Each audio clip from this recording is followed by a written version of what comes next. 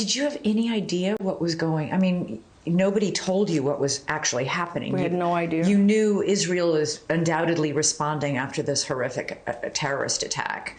That's why the bombs are falling. That's why we've lost power. That's why we've lost water. But you had no idea what happened to your mom. No idea whatsoever. No idea what happened to other members of your family.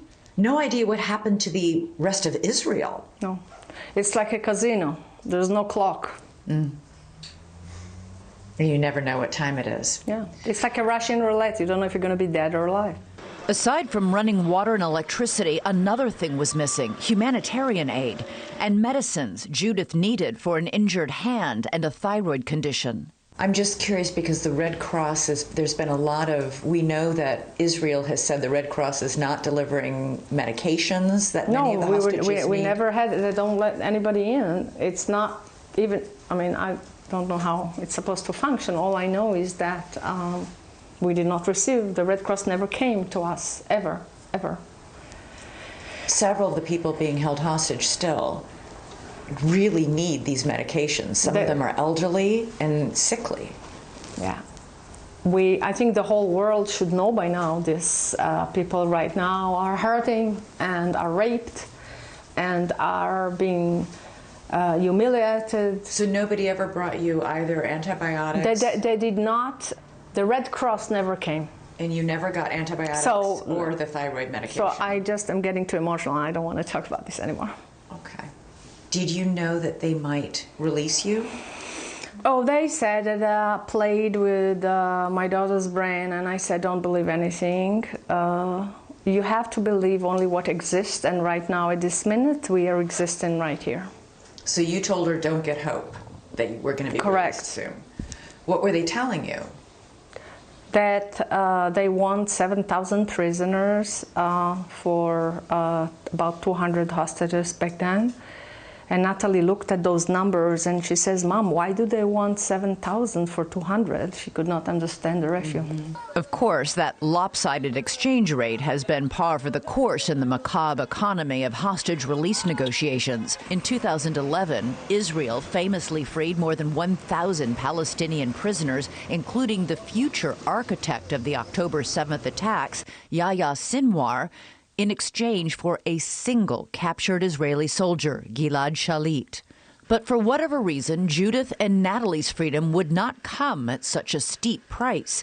And 2 weeks into their captivity, a crucial call came. The phone rang, they answered it, not you. And somebody said to them, we're going to release these two? When your captors told you that you and your daughter were about to be freed, at that point, did you allow yourself, even in your heart of hearts, to believe it? Because up until then, no. It wasn't until you actually were handed over that you knew this was That was the scariest move, because you're in between. Right. And you don't really... the Red Cross asked me in the car, are you wounded? And I said, yes, my hand. And then they said, well, we can't do anything, but we just want to get you out of here. For 7 or 10 minutes, they were told we were supposed to stay. And I was very vulnerable because at that stage I was not with Islamic clothes and I was with my pajamas. Somebody could have just come. Yeah. Why, you know? So when they told you you're being released, they took off the Muslim clothing, the Muslim garb that you've been wearing over your pajamas for 2 weeks. No, we were on and off. We were with our pajamas and pants. Then the moment arrived. Judith and Natalie were driven across the border and delivered to a group of IDF soldiers.